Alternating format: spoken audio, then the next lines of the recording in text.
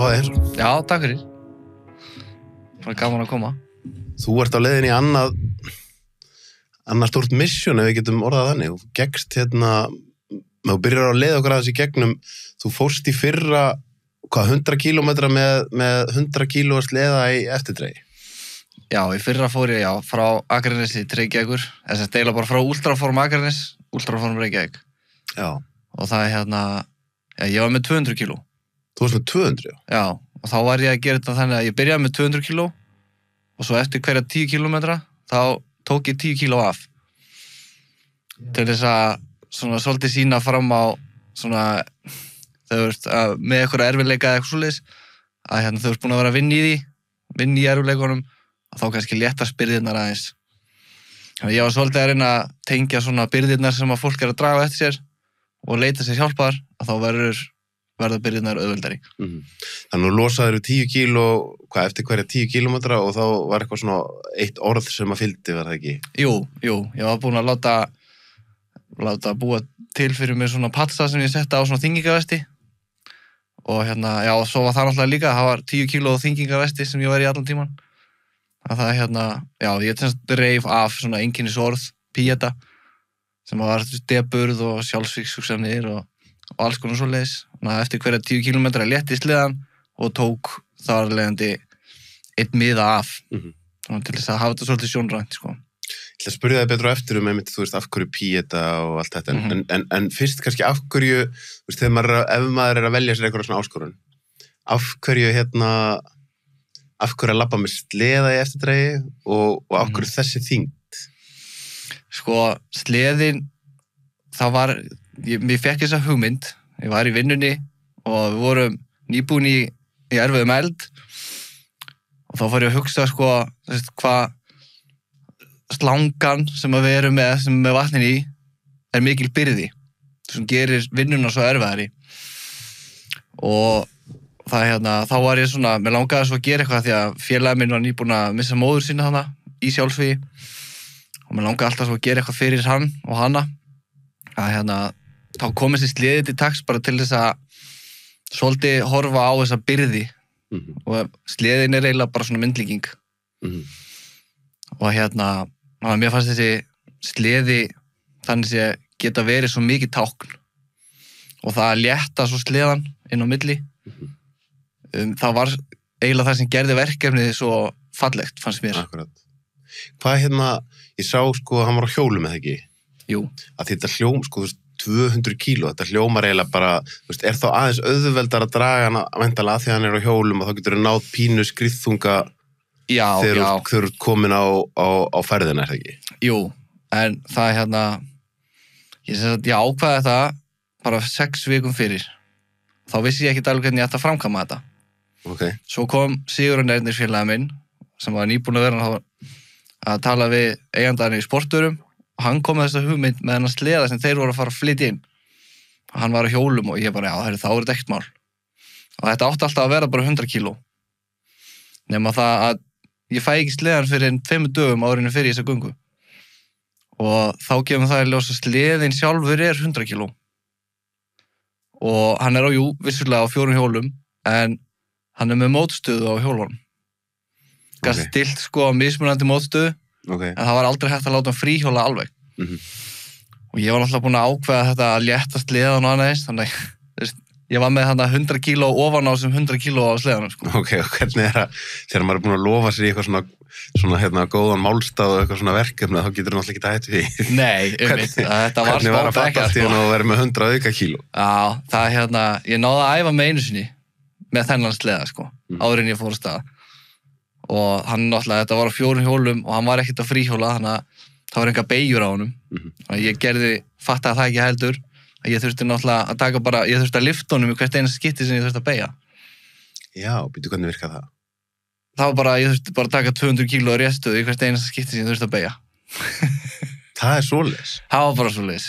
En svo náttúrulega léttist hann inn á milli og það var fullt af fólki með mér eiginlega allan tíman sem að hjálpaði mér nú þegar ég var orðin vel þreyttur að beygja sleðan, En þú þurft að vera ég fann það nú þegar ég knúsaði í dyrunum á hann að þú ert í góða formi. Ég svolítið harður. Ég finn það alveg, sko, og ég sé það á þér, sko, þú ert með góða líkanstöðu og svona. En hvernig, þú veist, var þetta öðruvís en þú helst, skilur að, þú veist, maður hugsa að labba 100 kílómetra með eitthvað svona, þú veist, á einhverjum, er þetta ekki fyrir mjóbakið, lappirnar, skilur meira en að segja það? Jú, og þetta snerist svolítið sko, æfingarnar snerist svolítið að styrkja bak og kor, af því að ef ég hefði mist eitthvað að fengi vont í baki, þá hefði þetta verið, það hefði bara getað sleppt þessu, sko. Já. Af því að þetta svo mikið högg, þetta var alltaf högg í hverju einasta skrefi, af því að það var svo mótstæð á hjólunum, þannig að hann var alltaf að bremsa. En blessunlega kom ég alveg þannig sé heill út úr þessu, sko. Hvað varstu lengi að þessu? 48 tíma. 48 tíma, ég að reikna núna, þannig að þú hefur verið að jafna að fara svona 2,5 kílómetra á klukkutíma. Já, eitthvað svolítið, cirka. Þetta enda alveg í 110 kílómetrum. Þannig að, og varstu þá hvílað eitthvað á milli, eða? Já, hvíla og ekki hvíla, þú veist, ég borðaði, ætli ég hafi ekki sofið svona hálftíma eitthvað svolítið í heildina. Ok. Og það var eiginlega bara því að ég var skikkaður til þess. Ok. Af því að það var eiginlega, það var að versta við þetta, var að sofna. Ég sofnaði þannig í hálftíma með konunni í fanginu, og svo þegar ég vaknaði þá var ég alveg gjörsamlega drenaður einhvern veginn og bara andlega búinn. Hvað það einmitt? Maður hugsa, sko, að því það sem ég hugsa með bara stóðkerfi líka. Já. Og það oft einmitt þarna erfiðast þegar maður nývaknaður, sko. Já, akkurat. Já, ég veit ekki hvað þetta sko. Þetta einhvern veginn bara, allir líkaminn hafi ekki bara náð að slökkva á sig í smá stund, bara dottið úr fight and flight ástandinu og hann var ekki tilbúinn til að gera aftur, sko. Þetta var, sko, það var í endanum á Hvalfirðinum, þar sem að ég var eiginlega skikkaður til að leggja mig, af því ég var búinn að ákveða þessa 48 tíma og ég var komin svolítið vel á undan áætlun, þannig að ég mátti alveg stoppa aðeins, hvíla mig og það svo var þetta alveg frá endanum á Hvalfirðinum þar sem ég vakna og alveg að Grundarhverfinu á Kjalarnesi, þar sem ég var bara eiginlega liggjandi í malbygginu og taka eitt og eitt skref, sko. Varstu einhvern tímann, varstu einhvern tímann nálægt því að gefast upp? Nei, það kom aldrei einhvern veginn sú hugsun, sko. Það var, vissulega var þetta bara oft sem ég hugsaði hvað í anskotunum ég komin út í, en þá var, sko, sem sagt, stelpa sem að þjálfa í últraform, eða kona, fullorðin kona, hún missir pappa sinn fyrir mörgum árum í sjálfsvígi og hún segir við mig áður en að ég fór á stað, þetta eru bara byrðirnar þínar í 48 tíma. Getur ímyndaðir fyrir hversu marga tíma fólkið sem að þú ert að labba fyrir, hvað gengur með þessar byrðar. Það var svolítið það sem ég hélt með gangandi, sko.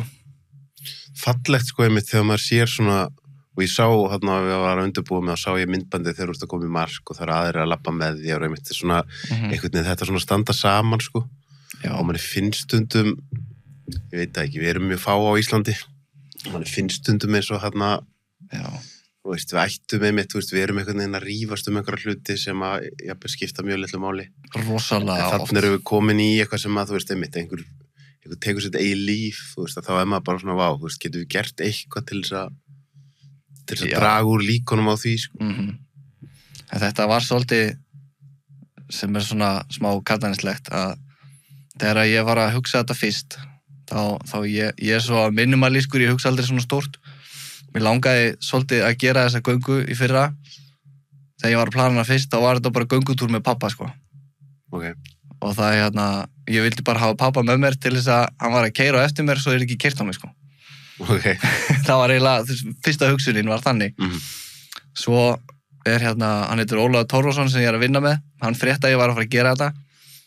Og hann sagði að það eiginlega galið og sérst að fara að gera þetta og allir ekki einu svona auglýsa, sko.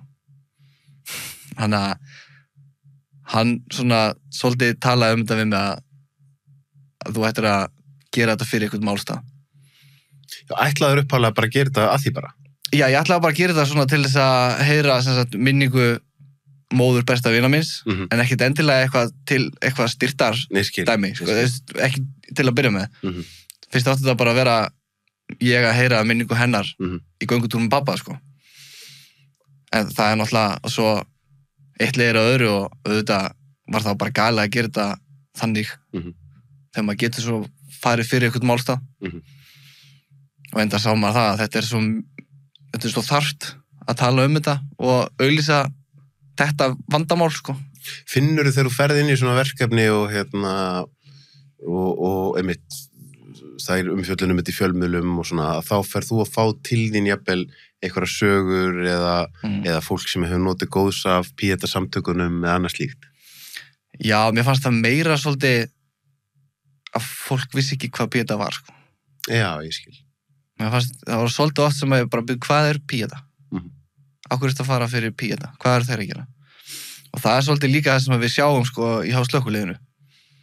Að við erum að fara alveg ótal útköll sem að tengjast andlegri vanlíðan, sjálfsvíg eða eitthvað því slíkt.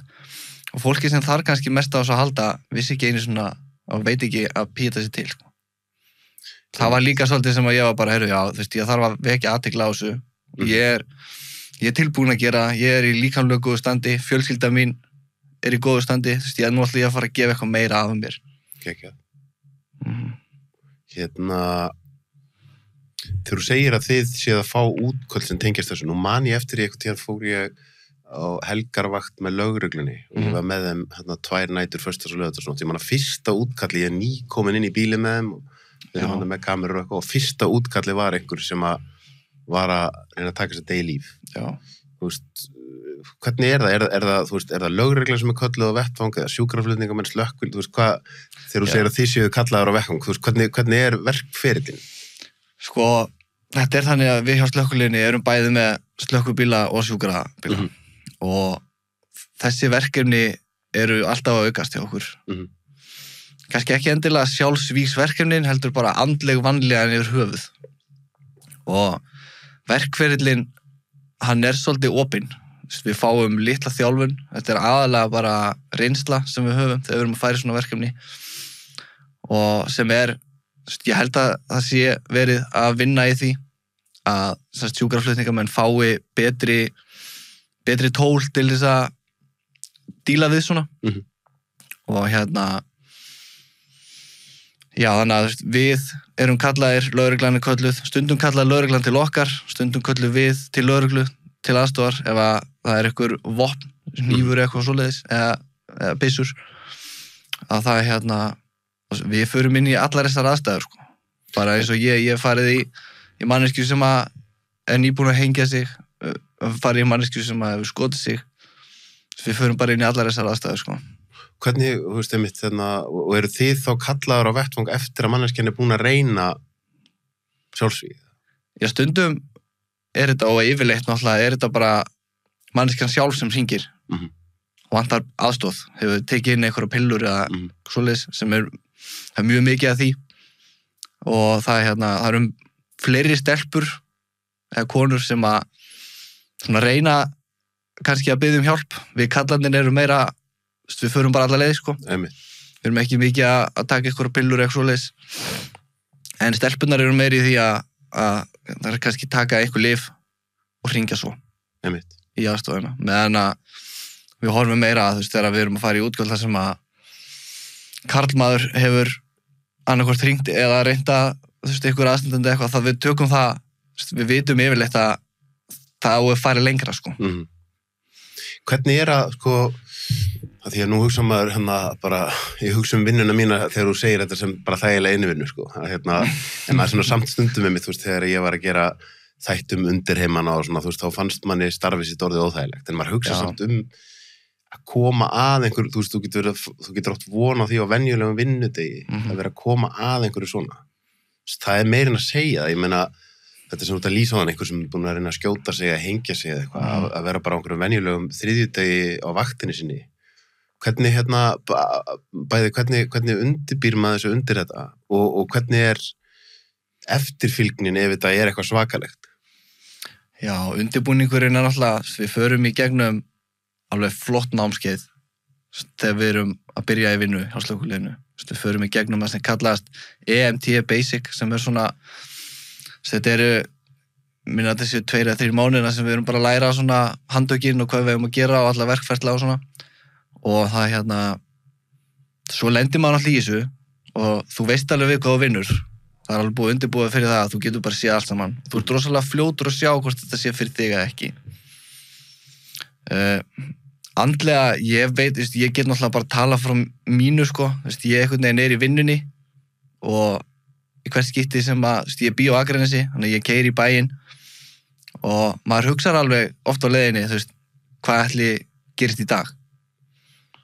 En einhvern veginn held ég að þetta sé svolítið öðruvísi þegar að ég í vinnunni, ég veit að ég gæti verið að fara í svona, burtséð frá því eins og kannski þú, sem ert ekki undirbúin í að fara í svona aðstæður, að þú veist ekki að því, að ég held að það sé svolítið öðruvísi, þegar ég kannski ekki í vinnunni, ég náttúrulega fæ boð í talstöð og veit, já, ok, þetta eitthvað sem gæti verið ógíslegt. Ég lefði að segja það, ég man bara eftir þessu þegar ég þarna með lögreglunni og það kemur bara eitthvað og ég heyri mitt þegar það verið að lýsa. Þetta svona, hann er á þessu stað og hann svona, tilfinningin hjá ykkur þegar þið heyrið, ok, ég að fara inn í þessar aðstæður. Kemur ekki fyrir einmitt að komi bara hnútur í magan og þetta að því líka bara, maður hugsa bara einhvern veginn, ég veit ekki, bara svo stór hluta fólki sem bara í einhverju skrifstofustörfum. En svo hugsa maður einmitt fólki sem að vinna á bráðamóttökunni. Meiri að bara vera sjúkraflutningamaður og taka á mót einhverjum sem þú veist, kannski var fyrir hjartaáfall eitthvað svona. Þú ert einhvern veginn meira í tengingu við líf og dauða, sko. Já, algjörlega. Og þetta eins og ég segi, þetta allt svolítið bara reynslan. Auðvitað þegar maður var að byrja, þá var maður með kúkinu buxunum. Bara maður sá eitthvað á talstöðinni og maður heyrði útkastlýsingu og maður bara heyrði, ok, shit. En í dag, eins og ég segi, þetta reynslan svolítið og þú veist hvað þú átt að gera. Þannig að, og þegar þú ert með allt á nótunum, með alla verkferðla og annað eins, þá líður þér betur, sko. Þetta svolítið, ef þú ferð í útkall, þar sem þú ert ekki undirbúin, þú veist kannski ekki alveg hvað þú átt að gera, þá líður þér illa, sko. Þannig að maður þarf alltaf að vera á nálum og eins og ég segi, við erum bæði slökkvilið, svo erum við sjúkraflutningur líka en við þurfum að kunna rosa mikið af mismunandi hlutum. Þannig að við erum endalaust á öllum vöktum erum við að rifja eitthvað upp. Og það einmitt maður hugsa, sko, þú veist, þarna, það kannski eitthvað fólk sem ennþá með þá ímynd af slökkviliðsmönnum að þú sétt að bíða eftir því að kveikna eldur einhvers staðar, sem að væntanlega í litlu samfélagi eins og Íslandi ekki að gerast á hverjum degi. En þá fann mér að hugsa um því mann bara eins og í fyrra þegar að ég þurfti að syngja sjúkrabíl út á mömmu minni að því að hún var bara gömul og bara allt í hennu var hún bara þannig að mér leist ekki á stöðuna á henni og þá komi mitt sjúkraflutningamenn og þá hugsaði ég mitt þú veist, bara á venjulegri vakt þó það sé ekkert eitthvað að reyna að skjóta sig, sko, bara að koma aftur og aftur í aðstöðu þar sem að, þú veist, það eru kannski aðstandendur nálagt og eitthvað svona aftur, þetta þú ert einhvern veginn að mæta fólki þegar það mjög berskjalda, sko. Já, við erum alltaf að fara í svona aðstæðar sem að kannski bara versti dagur hjá lífi fólks og það bara yfirleitt þannig, þú veist, það nú ekki margir sem hringja sjúkrabíla að ganni sínu, sko, að það þannig að, þú veist, maður þarf að koma í útköll með svolítið nærgætni, sko, og maður þarf að passa sér svolítið það sem maður segir, sérstaklega þegar maður að fara í útköll þar sem að það einhver náinn aðstandandi sem að, þú veist, hann þarf kannski að fá hjálp líka, ekki bara sjúklingurinn, heldur aðstandandi líka og það, þú veist, þetta svolítið svona first impression, þar sem að maður kemur inn í einhverja aðstæður, það sem þú ert að fara að segja sem sjúkraflutningamaður, það mun þetta fólk muna það sem þetta sko. Ég man eftir ég mitt þegar þeir koma þarna tveir, sko, strákarnir, hvað mér fannst, sko, þeir sérlega einhvern veginn alúðlegir og nærgætnir og ég svona alveg tók eftir því, sko. Já, og það aftur bara svolítið reynsla, sko. Og sumir hafa þetta bara, þeir eru bara með svona góða áru einhvern veginn, aðrir þurfa að læra þetta. Ég, svo sem, get bara að tala frá sjálfur mér, ég hef bara fengið gott frá sjúklingum og aðstandendum og þú veist, þannig að ég vona að ég gefi frá mér svona rólega nærveru, sko. Það svona, og maður reynir auðvitað alltaf að vera góður, en stundum þarf maður líka, þegar aðstandendur eru stressaðir og eru kannski að gera verra í þessum aðstæðum, stundum þarf maður að stíga fætunum niður, sko, og vera smá leiðilegur, bara, heyrðu, við þurfum að gera þetta. Nú kannski, þú veist, getur þú stigið frá, eða þú veist, svo stundum er gott að láta aðstandendur bara fá okkar verkefni, sko. En það hljóma kannski, þú veist, það hljóma kannski skrítið þá mér að segja þetta, en Þessi þáttur er áskriftaþáttur. Inni á sölvi.tryggva.is fá áskrifundur aðgengi að öllum útgefnum þáttum, aukaefni og nýjum þætti í hverri viku.